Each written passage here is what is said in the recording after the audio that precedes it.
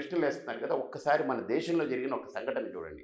7 ఏళ్ళు అయింది ఇప్పుడు ఉత్తరప్రదేశ్ ముఖ్యమంత్రిగా ఆయన పదవి బాధ్యతలు చేపట్టి. బందిపోట్లు, దొంగలు, గజ దొంగలు, మర్డర్లు, మానభంగాలు, అవినీతి, అక్రమాలు, దగాకోర్లు, కుట్ర, ఒకటి కాదు, అన్నిటితో చిట్టాలు చదివితే ఒక సహస్రనామం చదవచ్చు.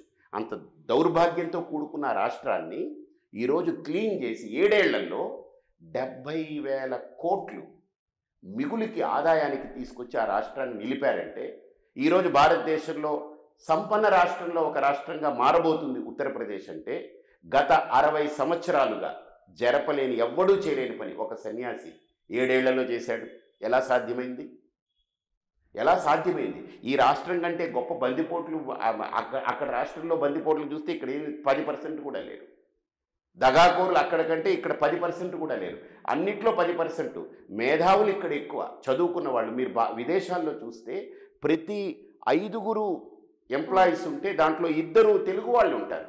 ఎస్పెషలీ ఆంధ్ర నుంచి ప్రధానంగా ఎక్కువ మంది ఉంటారు. మీరు గమనించి చూడండి. మరి ఇంత మేధావితనం ఉంది, ఇంత లిటరసీ పర్సంటేజ్ ఉంది, మనకు వనరులు ఉన్నాయి. అరే, ఇసుక చూస్తే ఇసుక దందా, మద్యం చూస్తే మద్యం దందా, లేకపోతే ఇది చూస్తే ఇది దందా, కులం, ఈ కులం తెచ్చి వాడు పనికి బాలనోడైనా సరే ఏ పని చేయకపోయినా మన కులం గెలవాలి. ఈ దరిద్రం ఏమిటో ఇది ఒక పెద్ద కరప్షన్, ఇది క్యాస్ట్ కరప్షన్ ఇది. నేను అందుకనే ఇక్కడ ప్రజలకు ఒకటే చెప్తున్నా, హిందూపురం ఒక ఆదర్శంగా నిలబడాలి.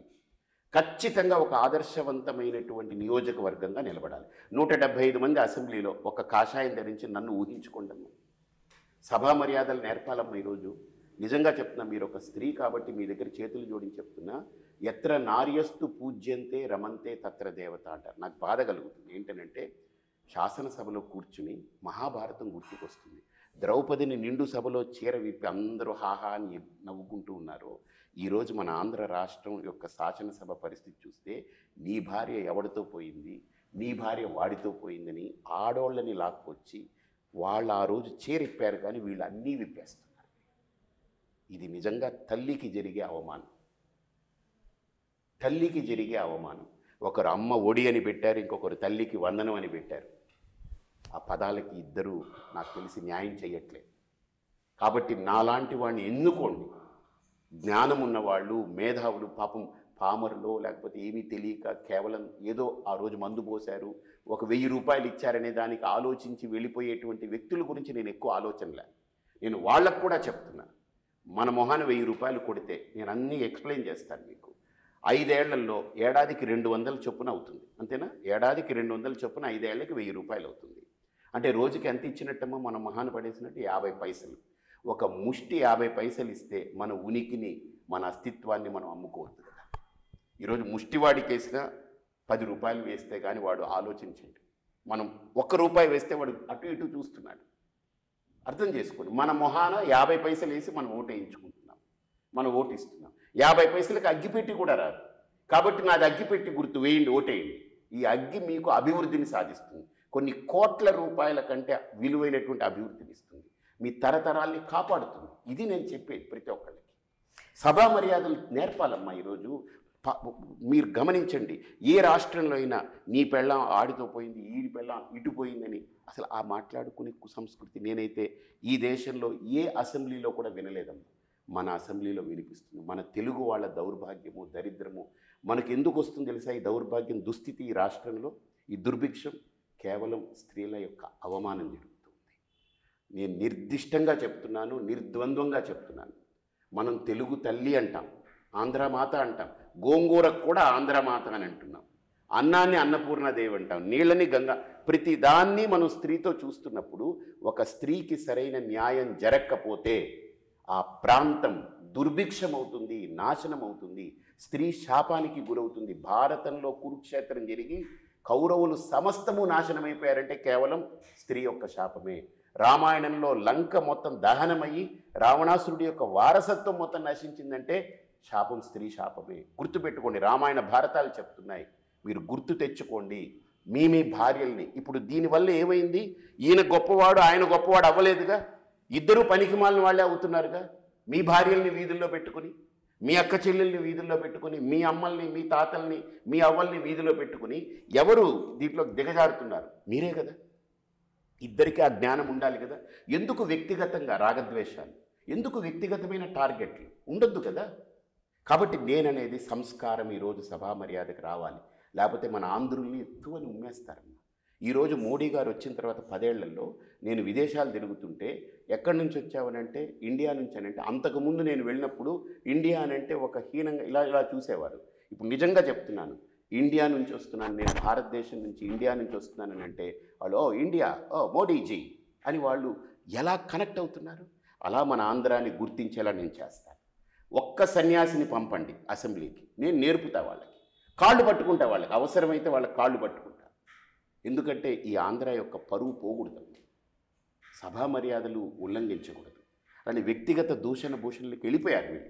ఇప్పుడు ఎలాగంటే రాజకీయం అంటే పరాకాష్ట, రోడ్లో కనిపిస్తే రాళ్ళు తీసుకొట్టు, కత్తులతో నరికే, లేకపోతే ఆయన బాంబులేసి చెప్పు, లేకపోతే గుడ్డలోటి తీసి కొట్టి తరుము. ఈ పదాలన్నీ రాకూడదు నాయకుడి దగ్గర. ఎందుకంటే is representing crores of people, కోట్లాది మందికి ఆయన అధినేత. ఈ మాటలు వచ్చేస్తున్నాయనంటే ఏ స్థితికి వెళ్ళిపోతుంది రాజకీయం. నా అవసరం ఎక్కడుంటే నేను అక్కడికి వెళ్తాను, ఒకవేళ రాష్ట్రం మొత్తానికి నా అవసరం ఉంటే వెళ్తాను అని అన్నారు. ఎందుకని మీలాంటి వాళ్ళని బీజేపీ ఎందుకు గుర్తించట్లేదు? ఇప్పుడు పురంధరేశ్వరి, ఆమె ఎన్టీఆర్ కూతురు, నాట్ వారసురాలు. చంద్రబాబు నాయుడు ఉన్నారు, లోకేష్ ఉన్నారు, బాలకృష్ణ ఉన్నారు, అలానే వాళ్ళ అల్లుడు భరత్ వైజాగ్ నుంచి పోటీ చేస్తున్నారు. సో ఇంతమంది పోటీ చేస్తున్నారు. మరి అలా ఒక కుటుంబ వ్యవస్థని బీజేపీ ఎందుకు సపోర్ట్ చేసింది? ఇండివిజువల్గా మీరు పోటీ చేస్తారంటే మిమ్మల్ని ఎందుకు కాదంటుంది?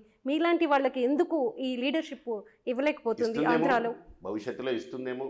ఒకటి చెప్తానమ్మా, లీడర్షిప్ ఒకళ్ళు ఇస్తే వచ్చేది కాదు. Leader will emerge from crisis అన్నారు. అంటే ఒక సమస్య పుట్టినప్పుడే, సమస్య జటిలమైనప్పుడే ఒక వ్యక్తిలో నాయకత్వ పటిమలు అనేది బయటపడతాయి. ఇల్లు కాలిపోతుంది అనుకోండి, నేనేం చేయాలనే ఆలోచన అప్పుడు బయలుదేరుతుంది.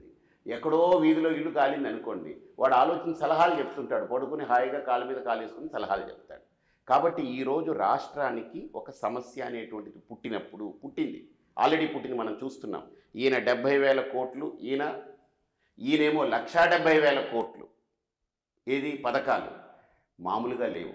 ఈ రాష్ట్రం ఇంకొక రాబోయే 2 ఏళ్లలో ఈ రాష్ట్రంలో ఎవడు మామూలుగా వ్యాపారాలు చేసుకునేవాళ్ళు కానీ, ఉద్యోగాలు చేసుకునేవాళ్ళు కానీ ఎవరు ఉండే పరిస్థితి కనపడట్లేదు.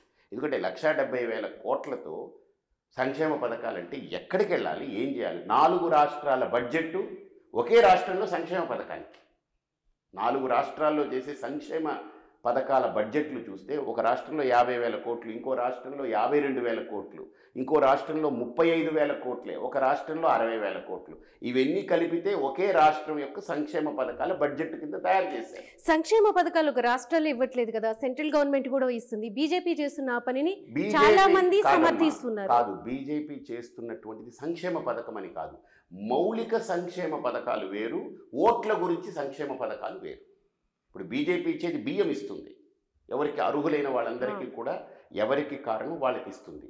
అలాగనే ఆరోగ్యం గురించి బీమా పెట్టింది, ఆరోగ్య బీమా అని పెట్టింది, చాలా గొప్ప బీమా, 5 లక్షలకి వాళ్ళకి పెట్టింది.